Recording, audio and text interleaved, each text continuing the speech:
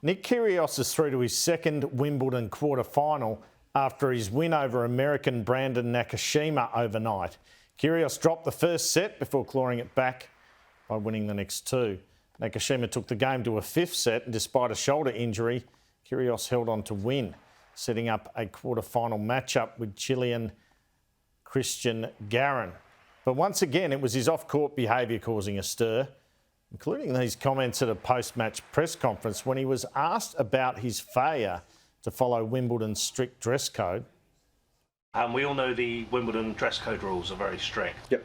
Why then would you walk onto centre court with bright red trainers on and do an interview in a red cap? Because I do what I want. But there are rules specifically against that. The referee, I don't want to spoil the surprise, but the referees are going to be speaking to you about it. That's okay. Afterwards, and that's okay. I'll wear some triple whites tomorrow. Nick's just moaned about the controversy that surrounds him. I haven't moaned. I love But it. you've laughed it off, so that's all part of it, isn't it? Well, yeah, it's more attention for me. What's that saying? Any publicity is good publicity, right? Well, what about that? He's quite a polarising character, isn't he? Let's bring in the former Liberal MP and former Australian tennis champion, John Alexander. Thanks so much for joining us, John Alexander. What do you think of Nick Kyrgios on and off court? Well, I think sadly what gets lost is how well he's played. I mean, he's through the quarterfinals. He's had two 5-set matches. He beat Tsitsipas in 4 sets, played magnificently. In the second round, he had the most extraordinary serving statistics of anyone I've ever seen. It ended up 81% of first serves in, winning 95% of the points where his first serve went in. That's unprecedented. It's just absolutely magnificent play. He is, I think, the best player in the world on his good days. He doesn't always have good days.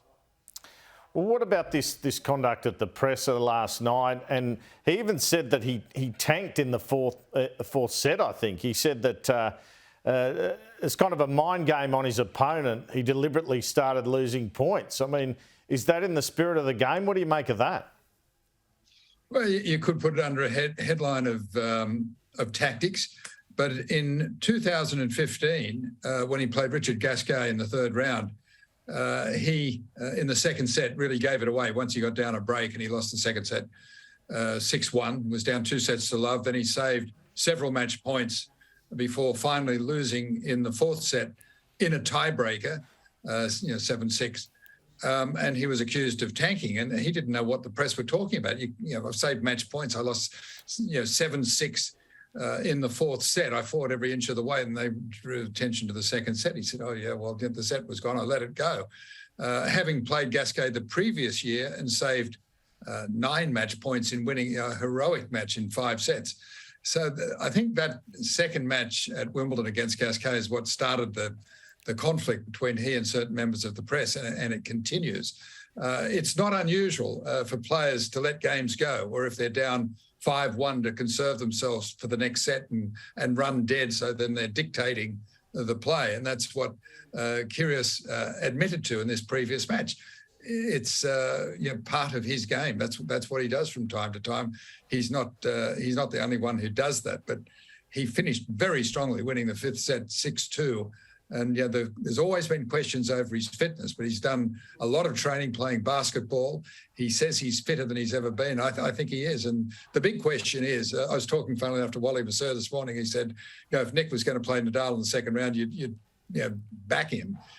Playing him in the semi-finals, you've got to wonder whether Nick, given the amount of play he's had, will he be as strong? But he's looking pretty good.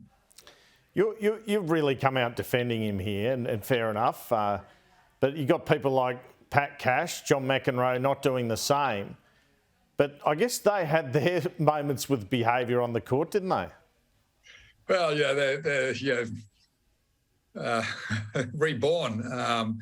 Men of extraordinary virtue all of a sudden and judgmental on others. But look, the game would be boring if everybody behaved like Mats Wilander. And Mats used to say that, if Stefan Edberg and I jumped off the 31st floor of the Empire State Building, who'd hit the ground first? And the answer was nobody would care, because he saw he and Stefan as being perfectly behaved kids as being rather boring. And Nick brings an extraordinary amount of talent and colour to the game. And he lives with the consequences. Sometimes he really messes up, and he's pretty good at admitting, I messed up, and I got a fine, I'm copying it, I'm paying it, and whatever else. But also he feels a little bit hard done by when sometimes he feels that the umpires and the referees sort of are waiting for him to trip up and jumping on him and maybe not applying the rules equally, which was his claim against Tsitsipas when Tsitsipas hit the ball into the crowd, did actually hit someone, and when the referee was finally called to adjudicate, said, I don't think he hurt him. Well, I don't know whether that's really a fair application of the rule. It's either the rule that if you hit the ball in anger and it hit somebody in the crowd, you're defaulted. Pretty much met that criteria, and Nick was left lamenting. But, sure, they're competitive. It does feel like he lives on the edge, like the whole time he's about to be defaulted, doesn't it? Does he need to build himself up, work himself up like that? Did McEnroe need to work himself up like that in order to perform? Is that part of it? I think his creed is if you're not on the edge, you're taking up too much space. He lives by that rule. And it makes for extraordinary excitement because you never know what he's going to do. But, several times this tournament, he's really buckled down and just concentrated and played. And if you listen to the sensible interviews that he's done after the matches, he talked about, in 2014, he was still in a pub at 4:00 in the morning before playing Nadal the next day. And he said he's come so far, he's competing really well. While he admitted not playing his best in the previous round, but he said, I really competed very, very well, and I was starting to enjoy competition. I was enjoying the fight. And he's saying, I'm taking so much from this. He was, the subject was raised. You said you didn't like playing the game. He said, well, I'm finding enjoyment. And I think that's great. He is maturing, and I'm sure in time, he'll be gain more acceptance. One day he might be as perfect as John McEnroe's rewritten his history. But in the meantime, it adds incredible excitement. He has a real chance of winning this event. You almost expect him to win and make it into the semi-finals to play Nadal. He has beaten Nadal at Wimbledon. Nadal is maybe not at his best at the moment. The question will be, will Nick be at his best, given the workload that he's had? Well, I'm sure we'll all be watching. John Alexander, thanks so much for your time. And commiserations, disappointment for Alex de Minaur last night as well.